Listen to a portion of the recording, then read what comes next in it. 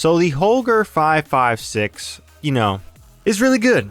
Like, really good. As I've been playing all day with Modern Warfare 3, I'm now almost to max rank, about to be max ranked. Yeah, this weapon came up as a weapon to max out, you know, do the camo challenges, do the attachment stuff, get everything fully maxed out, ready for Warzone when that time comes. And while using this, I quickly fell in love with this weapon once again. Now, for one, a little bit of a backstory of my history with the G36C, or the Holger 556 in this regard. The G36C in Call of Duty 4 was my favorite assault rifle. That's the first Call of Duty I've ever played, and that was my favorite weapon in the game. And unfortunately, ever since then, that weapon has not seen the light of day in Call of Duty, making a brief appearance in Call of Duty 4 Remastered as the assault rifle version. And then in Modern Warfare 2019, we got the LMG version, which you can convert to an assault rifle in a way, but it just wasn't the same thing and had limitations to it. So I was very excited to see this weapon in the assault rifle category, and right off the bat, I wanted to unlock it. And when I did, guys, this weapon does everything great.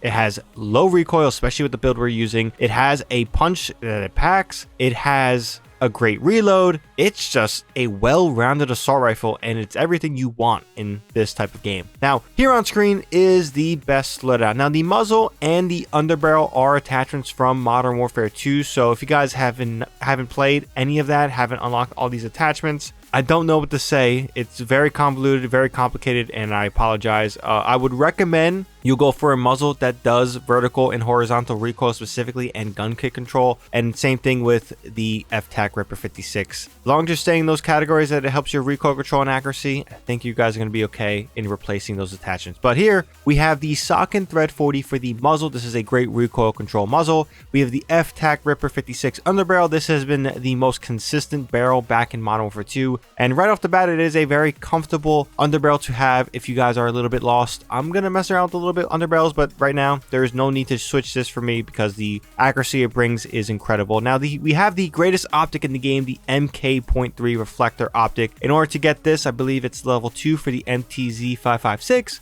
This optic you've probably seen in the gameplay. Crystal clear, perfect. Everything you want in an optic, and it's going to be hard to use another optic besides this one. Now, for the stock, we have the RB Addo Assault stock, and for the rear grip, we have the MWIII 20 grip. Now, as you probably noticed, there is no tunings on screen. If you guys aren't aware, tuning has been removed in Modern Warfare 3. I am not sure if it's going to be removed in Warzone. Personally, I hope it is, because it just brings a lot more clarity to weapon balance and attachments and making the weapon the best you can make it. Tuning was a great idea and concept, but it is very hard to balance out, adds even more variables to the loadout, and yeah, that's why tuning isn't on screen. But overall, guys, if you really want to utilize this weapon, it is an assault rifle, medium range. It's going to be its golden place to thrive. Now, in close quarter combat, you can win gunfights, especially if you are the first to shoot.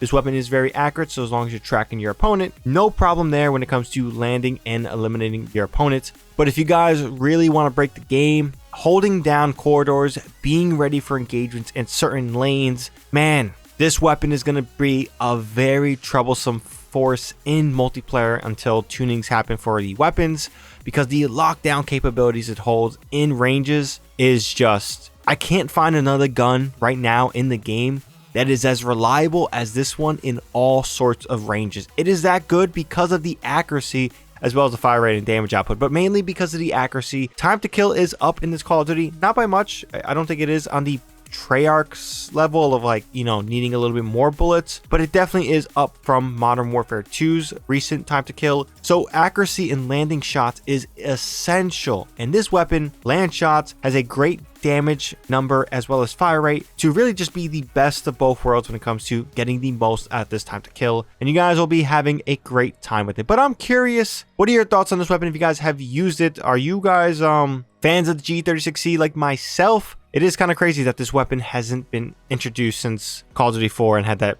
weird stint in Modern Warfare 2019. But hey, it's here. It's glorious. I can't wait to see if this weapon holds up in Warzone. Probably will be. But yeah, let's see how things go out. But if you guys enjoyed this video, found this video informative, definitely be sure to drop this video a like. Helps out the video a ton. And for more content from me, be sure to hit that subscribe button and that bell to be notified when I do drop more content. There is tons of Call of Duty videos on the way, as well as some Destiny 2 stuff if you guys are entertained by that. So be on the lookout for all sorts of videos. But until then, you guys have a good one. ShadowNinja here, and I'm out.